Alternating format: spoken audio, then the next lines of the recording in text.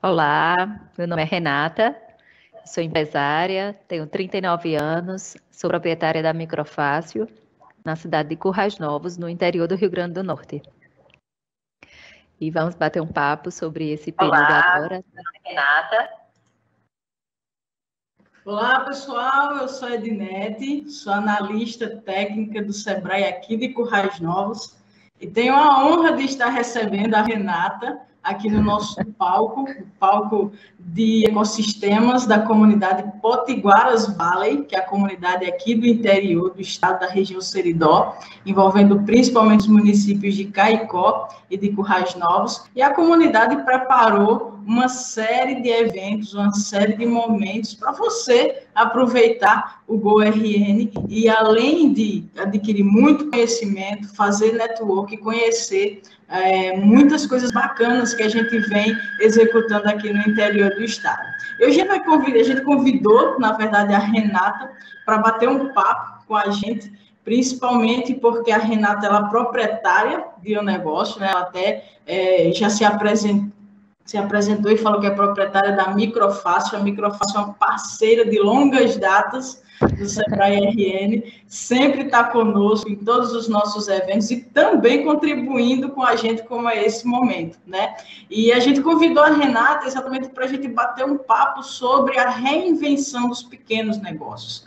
A Renata, como empreendedora, como sócia compradora, né, exerce essa função lá na Microfácil, com certeza passou por inúmeros desafios.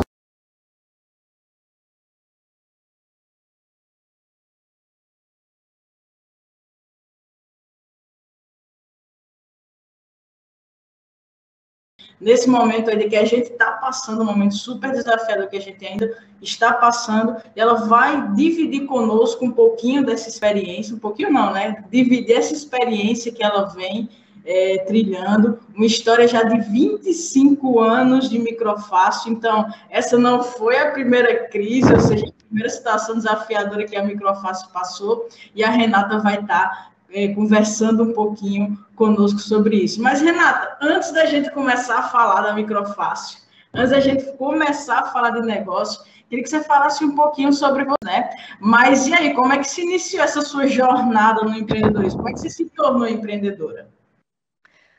Assim, meu pai, ele tinha muita visão, assim, ele tinha uma sensibilidade muito grande em relação às pessoas. Ele conversava com as pessoas, ele dizia, essa pessoa dá certo para isso, essa pessoa dá certo para aquilo. Algumas pessoas chamavam até ele de guru. Ele é meu guru, porque impressionante tudo que ele dizia ele tinha essa sensibilidade, né? E ele dizia que eu era uma pessoa que tinha muita empatia. Ele dizia assim, minha filha, você tem as pessoas têm muita empatia com você. Eu acho que você dá certo para o comércio. Embora ele nunca tenha me induzido, né? E ele sempre me deixou livre. É tanto que minha formação acadêmica não é na área comercial diretamente. Eu sou formada em turismo. Trabalhei com turismo há alguns anos aí em Natal. Sou formada pela Universidade Potiguar. E trabalhei com turismo, só que eu vim trabalhar, né, na Microfácil depois que meu pai faleceu, né? Faz 15 anos que a gente está na direção da empresa, a empresa tem 25 anos, mas 25 15 que nós estamos diretamente na administração, na frente, né? Quando eu era pequena, eu sempre gostei muito de conversar, né, de falar. Então, assim, eu tinha um tio chamado Marcos Cruz, que ele tinha uma loja chamada Arte e Modas, que funcionava onde hoje é o prédio da HS Prime, ali na praça. E aí ele dizia assim, quando chegava final de ano, os colégios não vendiam fardamento nas escolas. Era ele que fabricava. E aí, final de ano, ele sempre me chamava para eu ir atender, né, esse pessoal para dar um reforço lá com o pessoal. E eu ganhava uma caixa de chocolate, era meu pagamento. Era uma caixa de chocolate e eu feliz da vida, com 10, 11 anos, ganhando uma caixa de chocolate, já estava no lucro, né? E sem contar que não ficava parada, né? Então, meu contato com o comércio, digamos assim, meu primeiro contato foi esse. Quando eu fiquei maior, né? maior de 18 anos, eu fui embora fazer minha faculdade e quando eu voltei, meu pai já tinha aberto a empresa, a Microfácil, que funcionava na Vivaldo Pereira, na rua do Educandário Jesus Menino. E aí, como eu ficava na faculdade, eu trabalhava indiretamente. A gente fazia faxina e recebia R$ 50 por mês. Já evolui, né? Muito bem, já monetizou, já era dinheiro. Já comecei a ganhar R$ 50 por mês. Meu primeiro salário, acho que eu comprei um perfume do Boticário. E aí, tanto eu como minha irmã, que nós somos sócias, né? Nós estávamos nessa missão de fazer a faxina. Só que fora isso, meu pai sempre nos chamava. Então, assim, a parte de seleção, quando ele queria colocar um curso novo, que a Microfácil, ela começou, o foco maior dela era cursos. Porque há 25 anos atrás, poucas pessoas tinham dinheiro para comprar o computador, né? Então, ela era bem mais focada na parte de cursos. Então, a maior parte do espaço físico da empresa era cursos. O espaço físico da loja era bem pequeno, assim, acho que 4 metros quadrados no máximo era a loja, bem pouco produto, era formulário, disquete, etiqueta pequenininha, que antigamente, né, o período que a Microfácil abriu, ainda existia inflação, né, real. Então, a gente tinha, embora a gente fosse uma empresa automatizada, por mais impossível você controlar, tirar a etiqueta todos os dias, praticamente, e colocar um novo preço. Então, a gente usava aquelas etiquetadoras que até hoje algumas pessoas usam, né? Porque existia uma certa frequência, todo pedido que chegava era um novo valor. Então, assim, eu comecei dessa forma. Que massa, Renata. E assim, como você falou, né, um foco inicialmente diferente, né? Vocês hoje já são uma empresa especificamente de tecnologia, né, mas lá no início começou com cursos. E quando é que se deu essa primeira mudança, Renata? Quando encerrou especificamente os cursos e vocês passaram a especificamente tecnologia? Como é que foi essa mudança? Assim, em 96 começou a empresa, né? 1996. E aí, quando nós fizemos a mudança para o nosso prédio próprio, em 2006, aí 10 anos após, a gente já tinha invertido essa logística. A loja já era bem maior do que o setor dos cursos. E aí, quando a gente mudou para o prédio que nós funcionamos hoje, aí os cursos, nós fizemos a loja toda no pavimento embaixo e os cursos eram no piso superior do nosso prédio atual. Então, assim, em 2006, a gente havia, assim,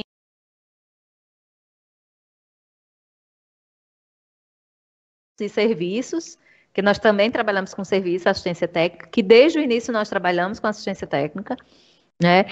E aí, em 2006, a gente já tinha um percentual muito maior de serviços e produtos do que cursos, porque aí a quantidade de pessoas que já tinham equipamento era bem maior, as empresas também já estavam, né, sendo informatizadas com mais frequência, e aí a gente tinha um público um pouco menor né, de alunos, em virtude de que as pessoas faziam o que eles imaginavam que dava. O Word abria, conseguia entender mais ou menos como é que funcionava. Então, eles não sentiam tanta necessidade de ter que ter um curso para poder usar um computador. Embora até hoje a gente escuta, vocês ainda dão aula em Excel, porque eu estou apanhando aqui de uma planilha, não sei o que, eu preciso, e tudo mais. Então, em 2006, a gente já teve essa primeira mudança mais forte da empresa, que foi focar mais em produtos e serviços do que na parte de cursos. E quando foi em 2008, mais ou menos, nós encerramos totalmente os cursos e ampliamos o setor de serviços. Perfeito, Renato. Como você falou, Renato, você está há 15 anos, né, diretamente já na direção da empresa. Nesse período, Renato, a gente está passando um período bem desafiador, a gente bate um papo vez ou outra, né? A gente chega a conversar aí das ações que vocês vêm promovendo, né, principalmente para se manterem atrativos, competitivos, mesmo no momento em que o consumidor está mais retraído, mesmo no momento que a economia não ajuda, mesmo no momento que o leilão de preços para comprar produtos, né? Nós estamos quase voltando a trabalhar com a maquininha, né, de preço. Exatamente. Verdade, etiquetadora. A etiquetadora, Pois é. E aí, amiga, nesses 15 anos, teve algum outros momentos que foram mais desafiadores? Teve outras situações que vocês tiveram que parar, pensar, reanalisar, mudar o rumo, replanejar, se reorganizar? Nesse período, que outras situações vocês vivenciaram? Aí vem a parte de recursos humanos, né? Que é um desafio constante, né? Porque nós trabalhamos com pessoas, atendemos pessoas, e o negócio é feito por pessoas e para pessoas, e constantemente você está ali, você está com um desafio, e às vezes você tem uma equipe que não está alinhada com o que você está querendo, ela não está conseguindo, às vezes, enxergar o que você está, onde você está querendo chegar, né? E aí, às vezes, você tem que fazer uma mudança. Nosso desafio maior foi a mudança de gestão total, porque, assim, quando a gente assumiu há 15 anos atrás, nós tínhamos o nosso gerente, que é Cipriano, né, que trabalha na Rede Mais, que hoje é proprietário da Clique. Então, assim, meio que a gente não caminhava só, a gente tinha ele, que já trabalhava com meu pai há alguns anos. Então, assim, o primeiro desafio maior foi essa mudança. Quando ele se desligou da empresa, a gente, será que a gente vai dar conta? É só mulher?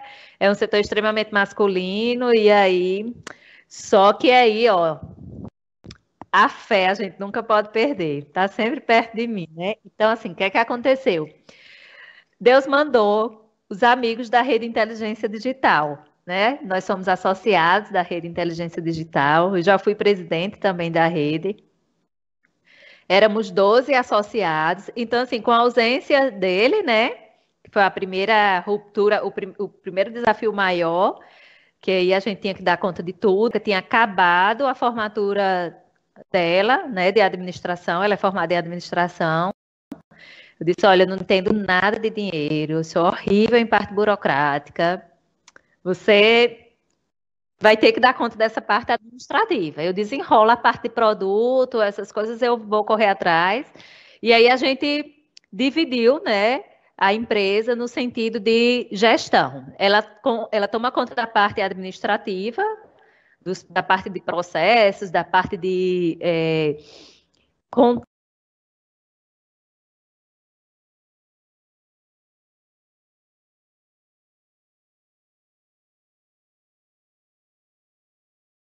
e eu na parte comercial, que é através de novos produtos, novos fornecedores, testando constantemente, né, mix para ir agregando, né, a empresa. E aí a gente segmentou bem isso.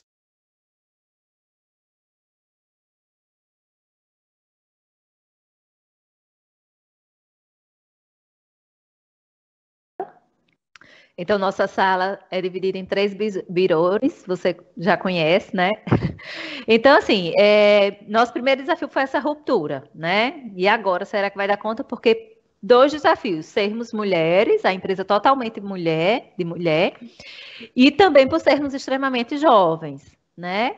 Então, as pessoas, tipo assim, essas meninas, às vezes chegava o pessoal, assim, o fornecedor, meio que até ignorava, assim, principalmente minha irmã, que é menor.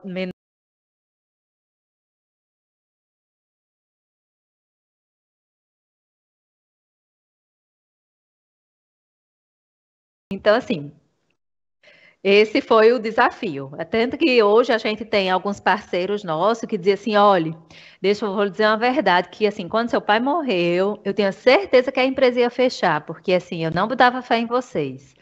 Aí eu disse, que bom que você só me disse isso hoje, né? Depois que as coisas, graças a Deus, estão continuando, né? E justamente por aquela questão de achar que mulher não tem, né, poder de entrar num segmento que não seja muito a praia das mulheres, né, digamos assim. E sempre foi muito desafiador, porque sempre a maior parte dos nossos funcionários são homens, e muitas vezes mais velhos que a gente.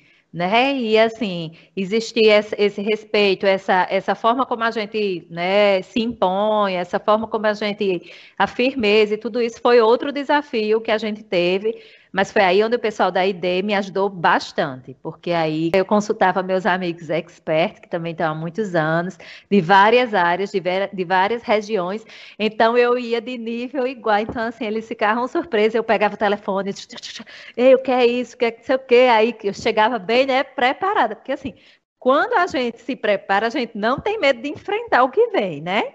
A gente tem medo do desconhecido porque a gente não se sente preparada para o desconhecido. Mas quando a gente tem um pouco de preparação,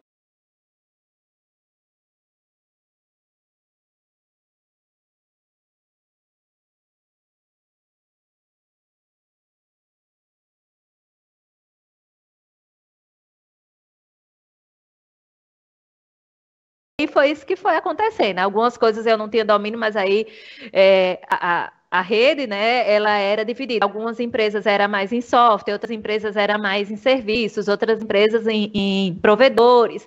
Então, sempre que existia alguma coisa, eu tinha um especialista para me auxiliar com precisão.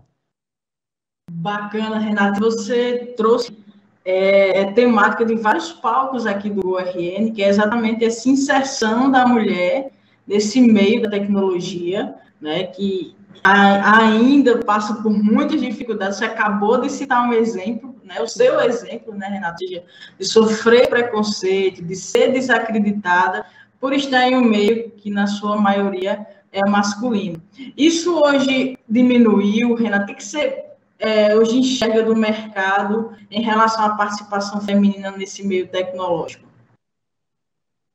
Hoje eu não sinto nem assim, hoje eu não sinto pessoas realmente de tecnologia mulher são menores, né? É realmente bem menor, mas hoje em dia, assim, a maior parte das vendedoras do setor de tecnologia são mulheres. Inclusive, às vezes eu até peço para trocar, eu digo, ei, eu quero ser atendida por tal pessoa, que esse homem está muito enrolado, parece que a linguagem flui melhor. Mas hoje a maior parte das pessoas que nos atendem são mulheres, né? Embora tenha alguns setores que realmente ainda é mais homens, mas assim, de um modo geral, hoje já está bem, mas eu acredito que hoje uns 40% a 60%. A parte técnica, por exemplo, é que ainda é uma distância maior, mas a parte comercial já é algo bem mais próximo. Bem mais próximo. A parte técnica ainda existe uma certa distância, porque é natural o homem ser mais apaixonado por tecnologia do que a mulher, né? A mulher é muito envolvida com coisas visuais, né, digamos assim, com aparência. Então, as mulheres têm mais facilidade em ir para mercados relacionados à moda, à beleza, à estética, né? É um universo normalmente que tem mais probabilidade, mas isso é uma coisa que a gente vê. Inclusive, existiu um campeonato, né, de umas Olimpíadas que a Única Master fez aqui em Currais Novos, e eu fiquei super feliz que o terceiro lugar foi de uma menina, né? Então, assim, você já vê num pódio de 3 lugares a mulher chegando. Então, assim, a gente já começa a notar. A gente tem clientes de senhorinhas que amam jogos, elas investem, compram computador game, estão lá no celular, no aplicativo, né? Então, assim, a gente já começa a notar realmente uma inserção bem maior do que há 15 anos atrás, há 25 anos atrás, que isso não fazia parte, quase não fazia parte do mundo feminino, né? Era muito restrito, realmente. Que massa, que bom que você está no meio e tem enxergado essa mudança. É algo que ainda é muito debatido, principalmente em eventos como esse, tendo em vista a importância e ainda tendo em vista as dificuldades que as mulheres ainda passam nesse mercado. Renata, falando de negócio, né? Nesse momento em especial, pandemia chegou, né? A gente está aí, acho que 1 ano e 8 meses, né, nesse desafio danado. Como é que foi para você, como diretora, né, principalmente dessa parte comercial, como foi essa chegada da pandemia para vocês? Primeiro bateu aquele desespero, né? Quando a gente viu aqueles jornais dizendo assim, esse povo está exagerando, que loucura. Não, isso não vai ser desse jeito, né? A gente meio que não acreditou que ia ser algo realmente a nível mundial, algo tão avassalador, né?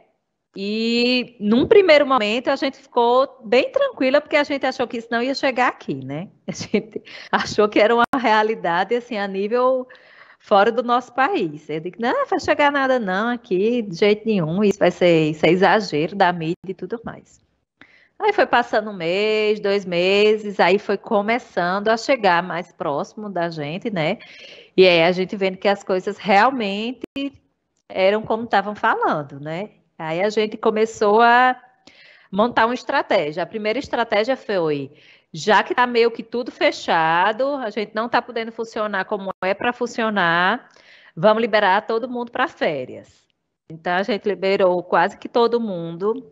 Ficou eu, minha mãe e minha irmã na linha de frente, como diz o outro, e 2 técnicos, né? Começamos a dar férias. Vamos dar férias a todo mundo, porque aí como o contato não está podendo existir, então não tenho necessidade de estar com todo mundo. Hoje nós somos 14 funcionários, e aí a gente disse, não vamos liberar o pessoal para adiantar as férias, porque a gente não sabe quanto tempo vai durar, e como está mais tranquilo, porque as cidades fecharam, né? Então, nós tivemos ainda o privilégio de, por ser essencial, né, por nós termos assistência técnica, nós entramos no essencial, então a gente não teve que fechar as portas 100%, que foi algo assim extremamente acalentador, eu digo, porque você ter que ficar com suas portas fechadas, sabendo que você tem vários compromissos, várias pessoas ali que você tem o vínculo, né, financeiro com elas, é muito desesperador. Mas, assim, como a gente não ficou fechado 100%, né, então a gente teve esse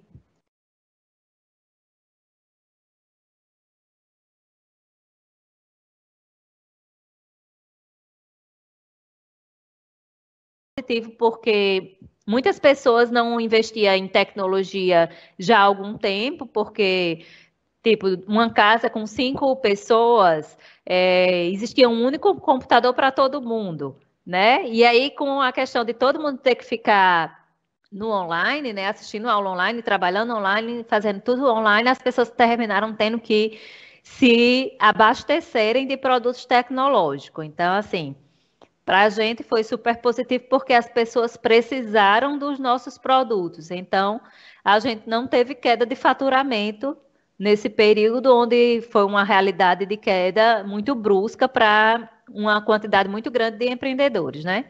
Então, isso foi super positivo nesse sentido. Então, isso nos deu encorajamento de ir atrás de alternativas, porque aí a dificuldade começou a ser a logística. Porque, como todo mundo estava atrás dos mesmos produtos, tinha produtos que literalmente ninguém conseguia comprar. Virou ouro a tecnologia nesses meses, principalmente os 6 primeiros meses iniciais da pandemia aqui no país, né? Então, assim, todo mundo queria fone de ouvido, todo mundo queria um webcam, as pessoas precisavam consertar o computador, nossa assistência era lotada, que a gente, assim, tinha hora que não sabia onde botava equipamento. Tinha hora que a gente dizia, a gente não vai poder receber seu equipamento, porque a gente está com uma demanda que a gente não está conseguindo atender. A pessoa diz, não, mas eu espero, eu preciso resolver porque tem a aula, eu confio em vocês. Então a gente ficou com uma demanda imensa de equipamentos. É tanto que o setor técnico a gente deu férias no primeiro momento, mas a gente teve que voltar o pessoal. Eles meio que não tiraram mais as férias, porque começou uma demanda assim imensa, né? Por isso, as empresas começaram a ter que se reestruturar, passar cabeamento, fazer uma estruturação maior em relação aos hardware, porque para poder tudo funcionar, às vezes a estrutura não estava, né? Tiveram que fazer upgrade em relação à velocidade de internet, mudar os equipamentos que existiam para que tudo dê certo. Então, teve a ruptura de alguns equipamentos que a demanda era pequena, porque pouca gente usava, e aí todo mundo precisou daquilo. Aí foi onde nós tivemos uma positividade em relação à nossa credibilidade, né? Porque aí os fornecedores não bloquearam o nosso crédito, os fornecedores, alguns nos deram a prioridade, Porque você sabe que quando você tem pouco produto, você vai priorizar atender aqueles seus clientes que estão com você há mais tempo, aqueles clientes que sempre lhe prestigiam, aqueles clientes que são assiduidamente financeiramente com você, né? Que você sabe que não vai lhe dar trabalho, porque nós estamos até agora no momento cego, ninguém sabe assim. Todo mundo tem medo de dar várias passadas, porque são muitas incertezas, né? Então, foi o desafio do estoque, né? De conseguir ter o produto para atender, porque fazia muito tempo que a gente não tinha isso. A gente teve isso no boom, né? Quando todo mundo precisava ter seu primeiro computador e tudo. Foi algo, assim, relativamente parecido com esse período. É tanto que existe um déficit na indústria de processadores de mais de 70 mil equipamentos mês de processadores na parte de informática. Isso eu não falo em processadores relacionados a carros, relacionados à parte solar que está agora, né, bem alta. Então, assim, o segundo desafio foi esse. Acho que Renata, e o que ações que vocês fizeram para vencer esses desafios? Né? Além de que, por exemplo, você disse, olha, a minha demanda, né, eu não tive queda de demanda, pelo contrário, a gente teve um aumento de demanda, mas aquela questão que chamo das dores do crescimento, né? Sim. Tem uma demanda forte, então vem desafios juntos. E que reinvenções vocês fizeram para vencer esses desafios? Que ações para superar essa questão da logística? Que ações para superar essa questão da segurança com relação a não se contaminar, da segurança dos clientes, da segurança dos funcionários? Que ações vocês fizeram nesse período aí? A logística, em relação à logística, a gente começou algumas empresas que a gente trabalha, o frete é por conta deles. Porém, como a gente está na região Nordeste e no interior, então normalmente tem redespacho, então tem mercadoria que a gente demora entre 10 e até 20 dias para receber, né? Então a gente começou a pagar esse frete, tipo, tem transportadoras que estão na nossa cidade e aí eles conseguem me entregar com prazo de até 7 dias, né? Então, como o nível de urgência foi maior, a gente começou a mudar um pouco essa logística em relação a buscar, né? Claro que negociando com o fornecedor para não ter que repassar para o cliente final. A logística a gente conseguiu resolver dessa forma. Eu fui para São Paulo, mesmo no ápice da pandemia, tudo meio que... Inclusive, quando eu cheguei lá, foi fase roxa, que é depois da vermelha, né? Eu fiquei até receosa, achando que não ia conseguir voltar. Meu esposo, como é que pode estar vendo? Você vai ficar presa aí, você inventou de ir, não sei o quê. Mas eu tinha que arriscar, porque eu estava tendo muita dificuldade em relação a fornecedores e tenho que ir atrás de alternativas. E como São Paulo é o maior centro, né? Eu fui com mais 2 colegas da rede, e aí a gente conseguiu alguns contatos, porque você sabe que por mais que você esteja o mundo online, mas tem coisas que não dá para você resolver 100% online. Tem coisas que você realmente tem que ir até o local, tem que negociar, tem que ver. Não dá para você fazer tudo pelo online. O online é extremamente importante, interessante, mas o presencial, o visual é completamente diferente, né? Então, existe então a gente correu atrás disso. A parte a gente mandou fazer aqui umas estruturas, né, na parte de atendimento final do caixa para proteger, né, o contato, a questão da saliva e tudo mais. Nosso atendimento ele já é feito através de um balcão que tem uma certa distância, né? Colocamos álcool gel em todos os compartimentos, na entrada da loja, em cima dos balcões, na recepção da assistência técnica. E assim, colocamos a corrente para justamente o fluxo, né, ser respeitado. Como a gente tem a vantagem da nossa loja, ela tem uma certa metragem, digamos assim, maior, né? Ela tem em torno de 300 metros quadrados. Então, assim, eu não tive tanto problema em aglomeração, porque eu tinha, né, como as pessoas ficarem com uma certa distância. Então, isso foi uma coisa que também nos ajudou a poder receber os clientes normalmente, né? Porque as instituições começaram a delimitar a quantidade de pessoas dentro da loja de acordo com os metros quadrados, né? Então a gente começou a fazer o atendimento ao público, respeitando as distâncias, mas a gente não tinha aquela aglomeração, aquele fluxo que tem. Então, meio que funcionava, a gente colocava a corrente só para ter um respeito, né? Quando a gente via que tinha uma quantidade já suficiente de pessoas, a gente colocava, né? E existia uma pessoa sinalizando, ó, quando liberar algumas pessoas saindo, vocês podem entrar novamente. E assim, a questão da vacinação, a gente entrou no cadastro, falamos com a prefeitura, olha, nós somos prestadores de serviços, eles foram super solícitos, então a parte técnica nossa, que é quem tinha um contato maior, e a menina do caixa, eles foram vacinados antes do cronograma de idade, né? A gente tentou, né, dentro das nossas limitações, fazer isso.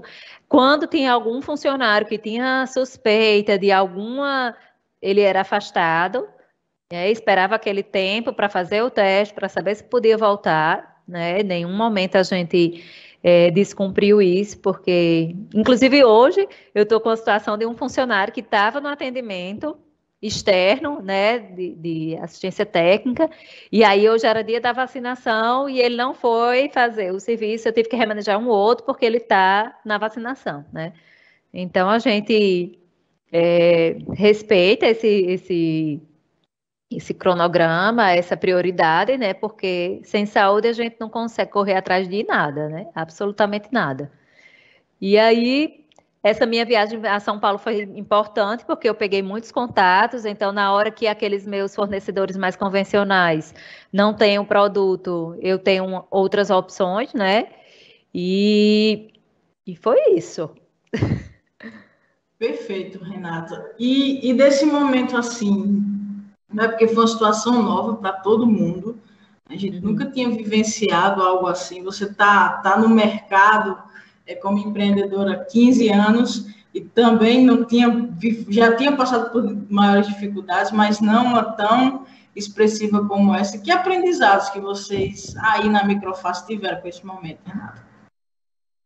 Assim, no início, quando teve toda, né, essa questão de vai funcionar, não vai, a gente ficou, meu Deus, libera esse pessoal, entra no programa do governo, não entra. E assim, eu estabeleci com minha irmã, a gente disse, não, vamos fazer o seguinte, a gente vai deixar todo mundo, tanto que graças a Deus a gente não demitiu ninguém e nem precisou afastar ninguém pelo programa do governo, né? Porque era uma premissa que eu dizia assim, se a gente não vai ter condição de pagar agora, lá na frente vai ser mais difícil para a gente pagar, porque quer queira que não existia um cenário de que ia mudar as coisas economicamente. Então, se não desse para a gente honrar, vamos liberar. Se não der certo, aí a gente começou a ficar com aquela dor de cabeça. E aí?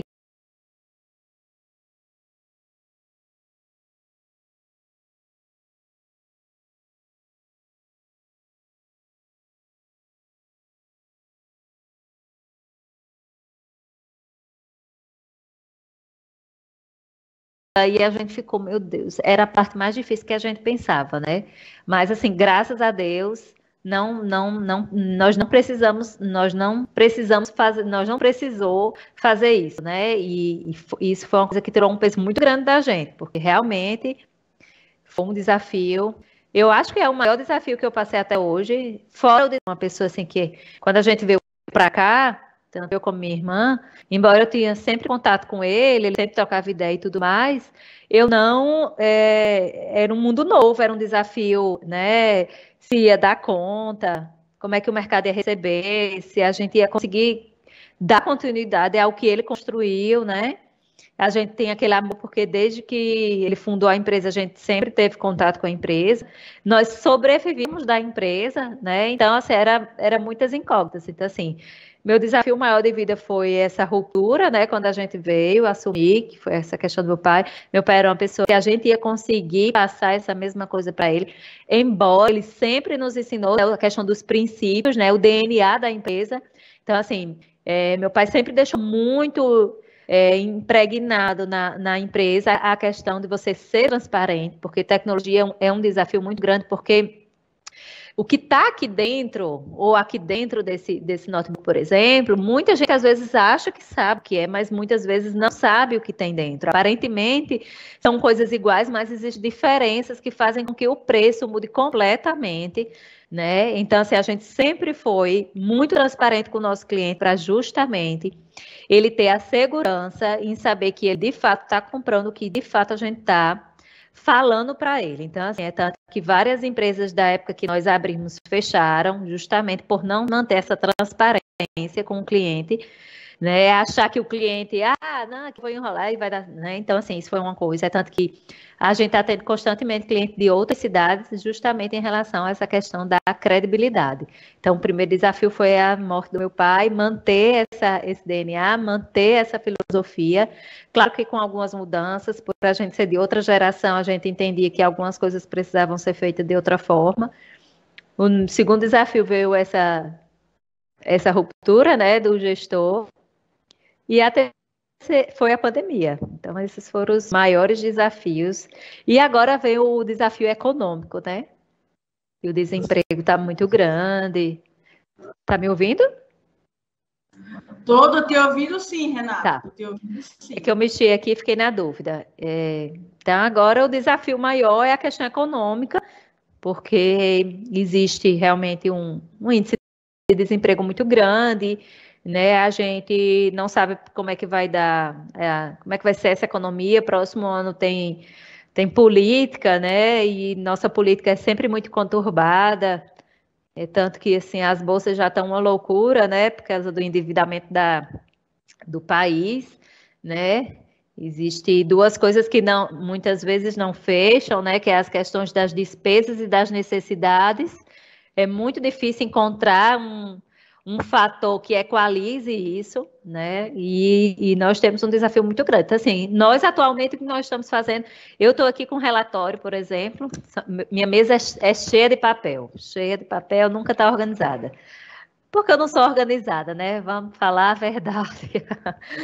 Mas, assim, a tecnologia nos ajudando a saber o que vamos fazer, né? Então, relatórios, análise de relatórios, quais são os produtos que estão saindo, o que é que não está saindo, índice de inadimplência, índice disso, índice daquilo, para a gente poder pisar num território mais conhecido possível. Claro que a gente não tem como dizer, né? Vai dar certo, não vai dar certo, vai ser, porque é tudo muito incerto, mas o que depende de nós estamos constantemente fazendo e analisando, né? Justamente porque vem agora aí um período de Black Friday, agora final de novembro, então os distribuidores já começaram a anteceder, né, essa Black Friday, mas aí vem a nossa dificuldade em adivinhar o que o cliente quer, né? Porque com essa questão do online, ele tem 1000 possibilidades de escolha, né? Então a gente tem que ter essa sensibilidade, estar antenado com as tendências do que é que está sendo, né, mais utilizado, o melhor custo-benefício de produto, porque houve uma mudança muito grande. Antes as pessoas queriam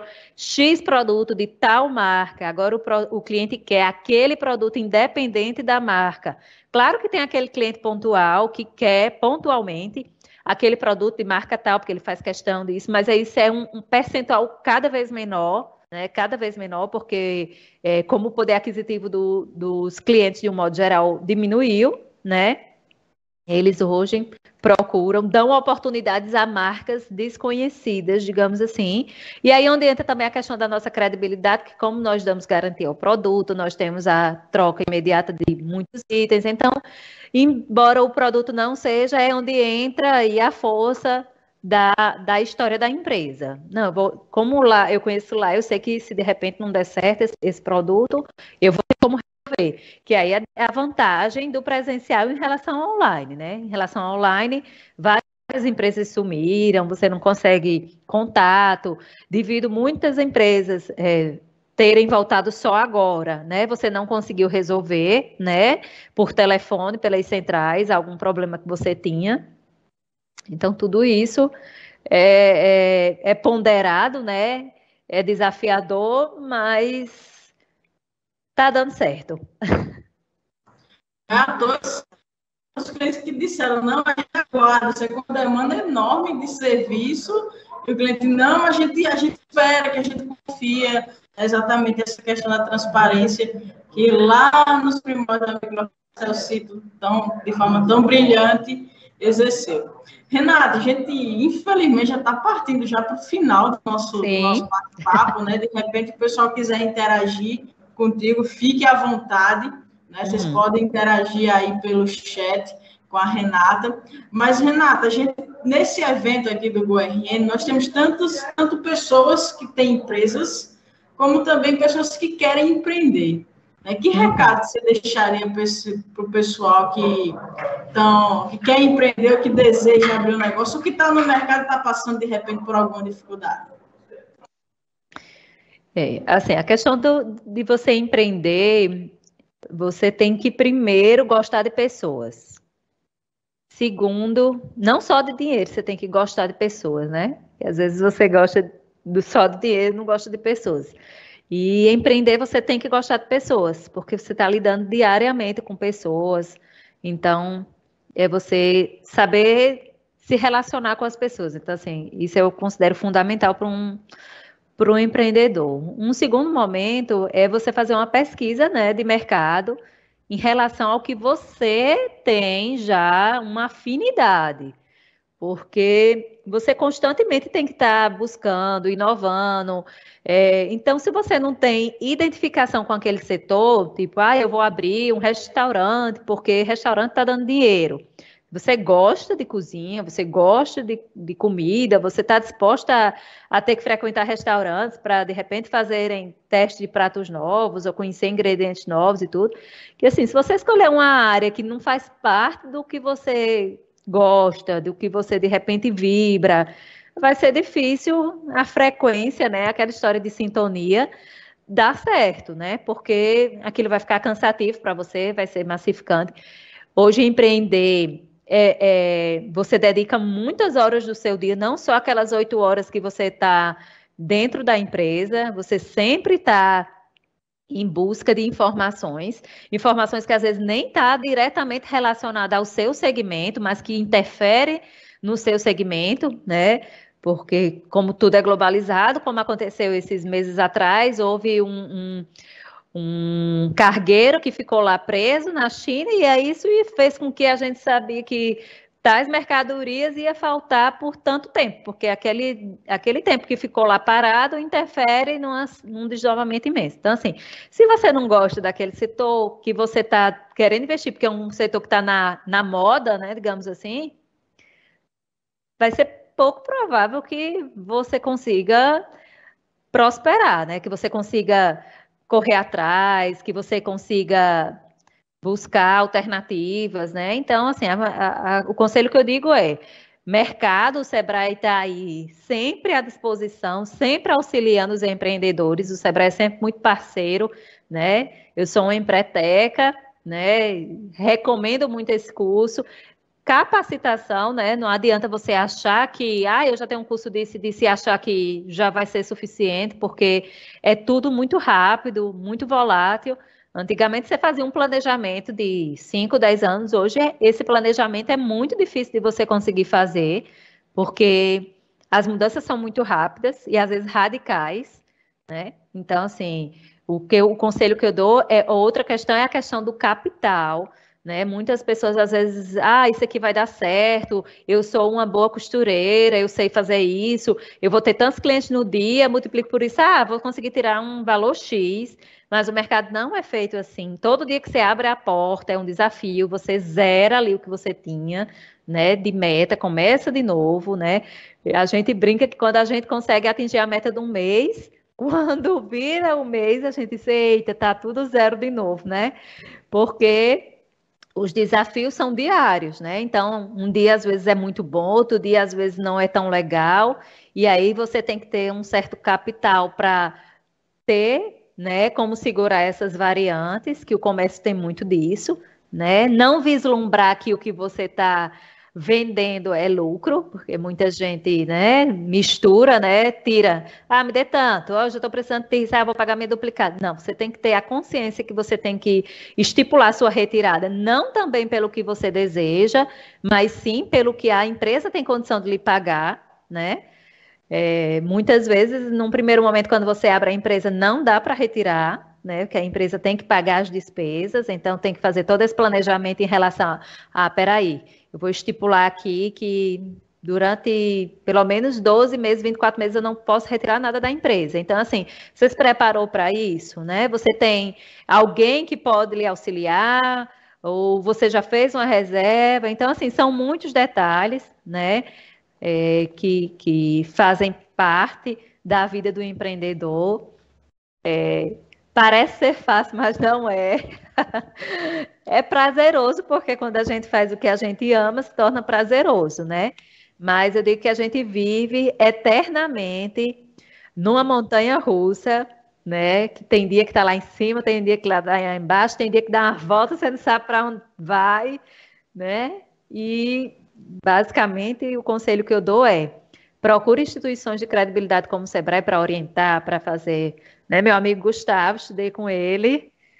Gustavo, perdi o bonde, não foi, Gustavo? Você sabe do que eu estou falando, né? Mas faz parte, né? Certamente não estava dentro da minha. Quem é? Certamente não faz parte. Não era para ser, né? Tudo tem sua data, como diz o outro. Então, o conselho Mas já basicamente chega a que eu dou. hora. Perfeito, minha querida. Obrigada por ter aceitado o nosso convite. Obrigada por essa aula, né? Dicas preciosíssimas e principalmente de uma pessoa que está no mercado, de uma pessoa que empreende, então, que pôde repassar Vem aqui, Nara. Vem aqui. a realidade, né? Chega, Do que está acontecendo. É outra sócia. Estou chamando aqui minha sócia, porque assim, nós ficamos uma do lado da outra, que eu digo que essa aqui é minha irmã, meu braço direito. Querida!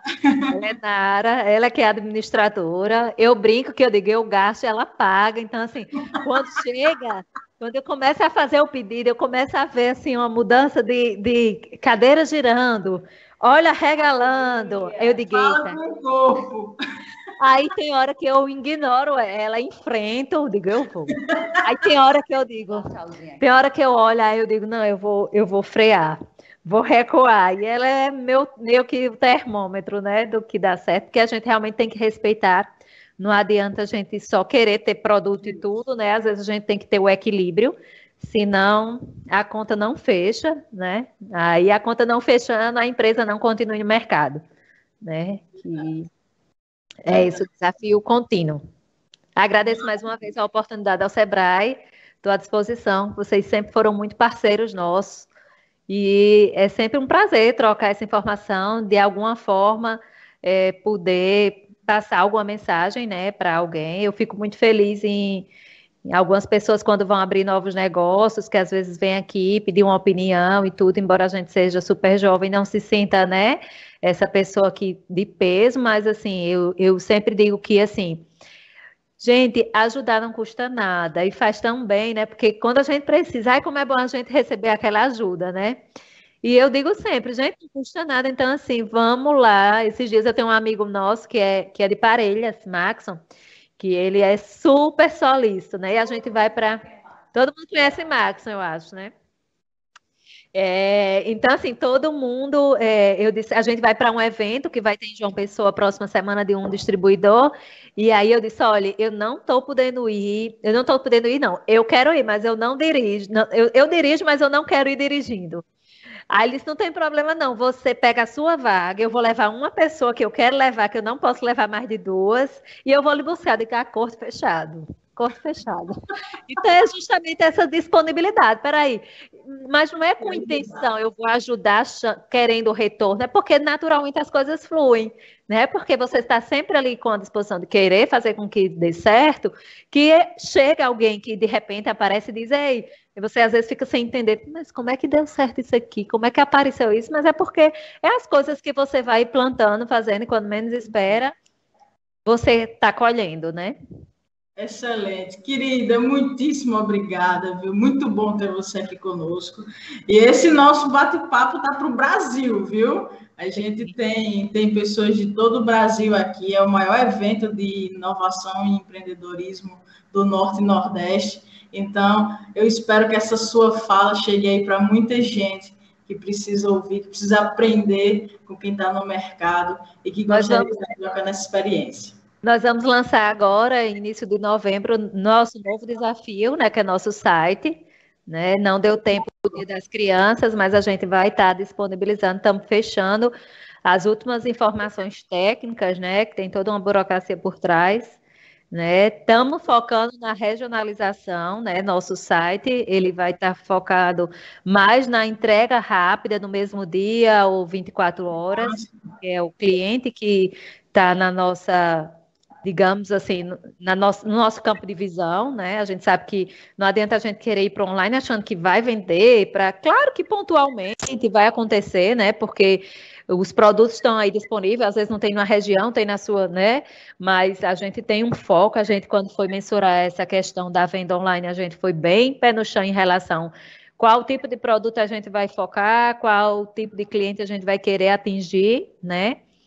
E aí estamos nesse próximo desafio e espero que a gente tenha êxito e que a gente tenha novas histórias para contar.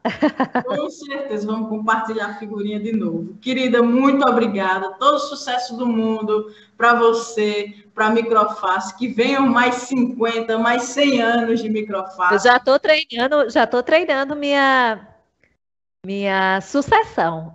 Muito bem, muito bem. É um desafio, né? Você sabe que a sucessão é um desafio de grandes empresas, né? Isso. E minha menina, aí isso a gente também não coloca, né? Mas ela tem muito jeito, ela já vem aqui, diz isso, aquilo, e as pessoas olham assim e dizem, eita, vai lhe substituir. Oh, que bom! Então aí, terceira geração da Microface, se Deus quiser. Querida, muito obrigada, viu? Tudo de bom. Um beijo carinhoso para essas 3 mulheres super empoderadas e referências aqui na nossa região. Obrigada por tudo, viu? Obrigada a vocês. Tchau, pessoal. Beijo. Tchau, tchau.